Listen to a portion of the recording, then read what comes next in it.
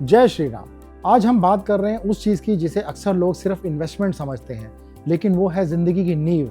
हम बात कर रहे हैं प्रॉपर्टी की।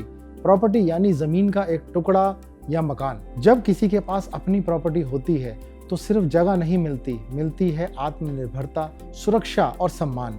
आज हम प्रॉपर्टी के इसी इम्पॉर्टेंट टॉपिक के बारे में बात करेंगे और ज्योतिष के पॉइंट ऑफ व्यू से इसको समझने की कोशिश करेंगे। जब भी हम कभी भी कोई प्रॉपर्टी लेने की सोचते हैं तो उससे पहले दिमाग में कई सारे सवाल पैदा होते हैं, जैसे कि अभी टाइम ठीक है या नहीं, कमर्शियल खरीदें या रेजिडेंशियल, प्रॉपर्टी किसके नाम लिखवाएं, अकेले लें या पार्टनरशिप में प्रॉपर्टी खरीदें, क्या लोन लेना सही रहेगा, अगर लोन ले भी तो कितने टर्म का लोन लेना चाहिए, प्रॉपर्टी कहाँ खरीदें, विदेश में खरीद सकते हैं या नहीं, सही टाइम और जगह कौन सी रहेगी जहाँ प्रॉपर्टी लेने में सबसे ज़्यादा फायदा हो। इस तरह के कई सवाल हमारे दिमाग में आते हैं और आज हम इस वीडियो में इसी बारे में डिटेल में जानेंगे, ताकि अगर आप प्रॉपर्टी लेने की सोच रहे हैं तो आपको कोई कन्फ्यूजन ना रहे। तो आइए एक एक करके इन क्वेश्चंस का आंसर देखने की कोशिश करते हैं। सबसे पहले बात करते हैं कि प्रॉपर्टी लेने का सही टाइम क्या है, यानी कि आपकी लाइफ में वो कौन सा ऐसा समय है जब आप कोई प्रॉपर्टी खरीद सकते हैं। देखिए, ज्योतिष के अनुसार यह देखकर बताया जा सकता है कि आपके जीवन में क्या दशा चल रही है और यह दशा आपके लिए कैसे जाने वाली है, यह आपकी कुंडली को सपोर्ट करेगी भी या नहीं, कौन से प्लैनेट्स अभी आपकी राशि को डोमिनेट कर रहे हैं और उसका असर आपकी लाइफ पे क्या पड़ने वाला है। और इन्हीं सभी फैक्टर्स का जानकर आप यह डिसाइड कर सकते हैं कि आपको प्रॉपर्टी कब लेनी चाहिए और कब नहीं लेनी चाहिए। कुंडली देखकर यह भी बताया जा सकता है कि अगर आपके लिए प्रॉपर्टी लेने का सही टाइम अभी आया भी है या नहीं आया, और आएगा भी तो कब आएगा। तो अगर प्रॉपर्टी लेने का सही समय जानना है तो उसके लिए आपको एक अच्छे ज्योतिषी को अपनी कुंडली दिखानी पड़ेगी। अब सवाल यह आता है कि प्रॉपर्टी रेजिडेंशियल होनी चाहिए या कमर्शियल। इसके लिए भी कुंडली के बेसिक प्रॉमिस, प्लैनेट्स की स्थिति और आपकी कुंडली किस प्रकार से आपको प्रॉपर्टी के लिए सपोर्ट करती है, यह देखकर बहुत ही इजीली बताया जा सकता है कि आपको किस प्रकार की प्रॉपर्टी में इन्वेस्ट करना चाहिए और ज़मीन, फ्लैट या कमर्शियल प्रॉपर्टी क्या लेने पर आपको सबसे ज़्यादा प्रॉफिट होगा। यह सब आपकी कुंडली के जरिए बताया जा सकता है। इसके लिए कुंडली में हमें कर्क राशि, कन्या राशि, चंद्रमा और मरकरी की पोजीशन को देखना पड़ेगा। इन सब की स्थिति को देखना बहुत ही ज़रूरी होता है। इन सब को सही से एनालाइज करने के बाद ही किसी ठोस नतीजे पर पहुंचा जा सकता है कि आपको किस प्रॉपर्टी में इन्वेस्ट करना चाहिए और अभी इस टाइम पीरियड में लेना चाहिए या नहीं लेना चाहिए। अब अगर समय ठीक है और प्रॉपर्टी लेनी है तो नेक्स्ट सवाल ये आता है कि किसके नाम खरीदें। अगर आपकी कुंडली में कुछ इस तरह के ग्रह योग हैं जिनकी प्रेजेंस प्रॉपर्टी को लेन देन के लिए प्रॉब्लम क्रिएट कर सकती है, तो उसके लिए कुछ सॉल्यूशंस हैं या फिर कह सकते हैं कि कुछ सावधानियां हैं जिसे फॉलो करके आप इस प्रॉब्लम से बच सकते हैं। इन्हीं में से एक सॉल्यूशन ये है कि प्रॉपर्टी अपने नाम ना लेकर किसी दूसरे के नाम खरीद ली जाए। आपकी कुंडली में यह देखकर भी बताया जा सकता है कि अगर आप अपने नाम प्रॉपर्टी नहीं ले रहे हैं तो किसके नाम ले सकते हैं, जिससे कि आपको ज़्यादा से ज़्यादा प्रॉफिट हो।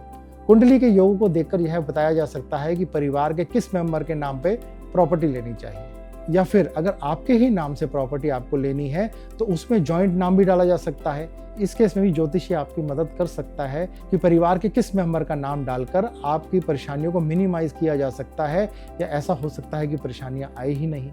देखिए, कई बार आपको कुंडली में आपसे ज़्यादा आपके किसी फैमिली मेंबर का लक ज़्यादा सपोर्ट करता है, और प्रॉपर्टी के मामले में ये ज़्यादा अच्छा रहता है कि ऐसे व्यक्ति को जॉइंट ओनर बना दिया जाए, जिसकी वजह से आपको ज़्यादा से ज़्यादा प्रॉफिट मिल सके।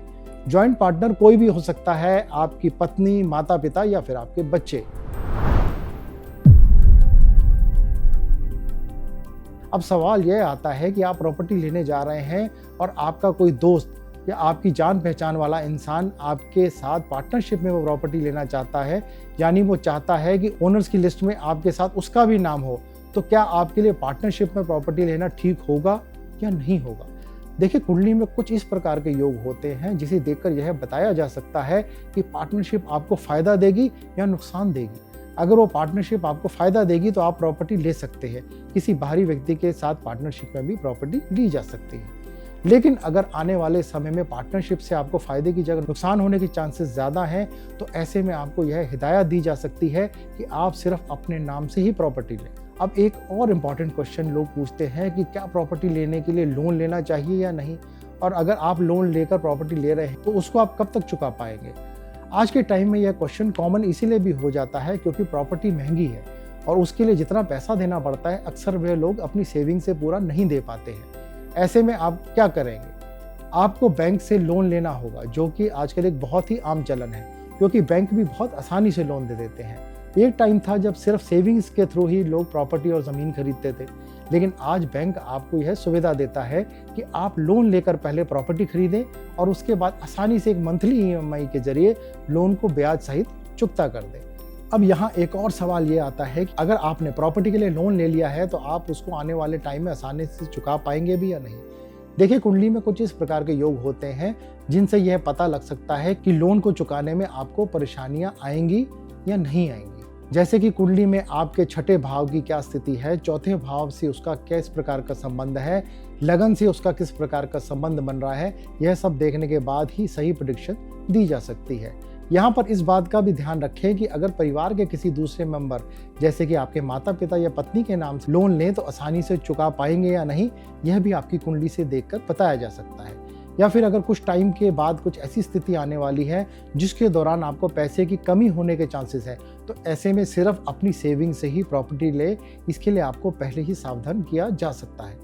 या अगर लोन लेना ही है तो इतना ही लिया जाए कि फ्यूचर में अगर आपको पैसे की कमी भी हो तो आप उस लोन को आसानी से चुका सकें। यहाँ पर एक इम्पॉर्टेंट पॉइंट यह भी है कि अगर किसी को लोन लेकर ही प्रॉपर्टी लेनी है तो उसकी टर्म ड्यूरेशन कितनी होनी चाहिए। देखिए, आज के समय में बैंक जो आपको लोन देते हैं उसका ड्यूरेशन आप अपने अकॉर्डिंग चुन सकते हैं। वह 5 साल भी हो सकता है, 10 साल भी, 20 साल या 30 साल भी हो सकता है। लेकिन यहाँ पर क्या चुनना है, इसमें ज्योतिषी भी आपकी मदद कर सकता है। आने वाले समय में आपकी कुंडली में प्लैनेट्स की सिचुएशन को देखकर यह पता किया जा सकता है कि वह आपको किस प्रकार से सपोर्ट करेंगे, दशा आपको सपोर्ट करेगी भी या नहीं करेगी। उस हिसाब से आप अपनी लोन का टाइम पीरियड चुन सकते हैं। एग्जाम्पल के लिए, अगर आपके प्लैनेट्स अगले 10-15 सालों तक आपके फेवर्स में हैं तो उसके बाद हो सकता है कि वो फेवरेबल ना हो, तो यहाँ आपको यह बताया जा सकता है कि 10-15 साल के अंदर ही अपने बैंक के लोन को चुका दीजिए। लेकिन अगर आने वाली दशाएं 15-20 साल से ज़्यादा समय तक के लिए फेवरेबल है तो आप लोन लेने के टाइम पीरियड अपनी कन्वीनियंस के अकॉर्डिंग चुन सकते हैं।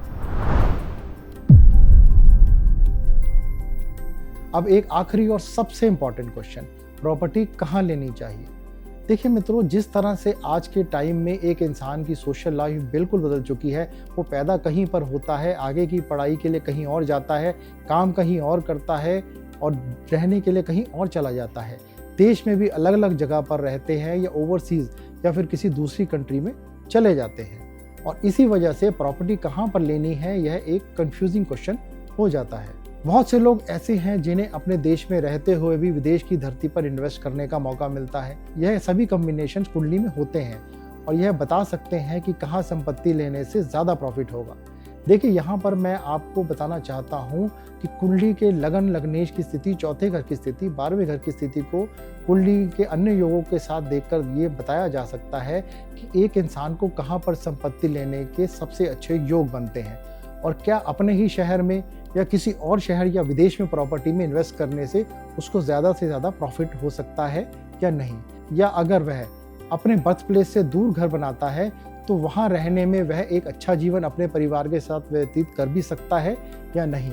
तो ये थे प्रॉपर्टी से जुड़े कुछ क्वेश्चंस जिसका आंसर देने की कोशिश हमने की और आपको बताया कि किस तरह से आप ज्योतिष की मदद लेकर अपनी लाइफ में प्रॉपर्टी से जुड़े हुए फैसले ले सकते हैं और अपने परिवार को एक खुशहाल और बेहतर जिंदगी दे सकते हैं। अपना ध्यान रखिए, हम लोगों से जुड़े रहिए। जय श्री कृष्ण।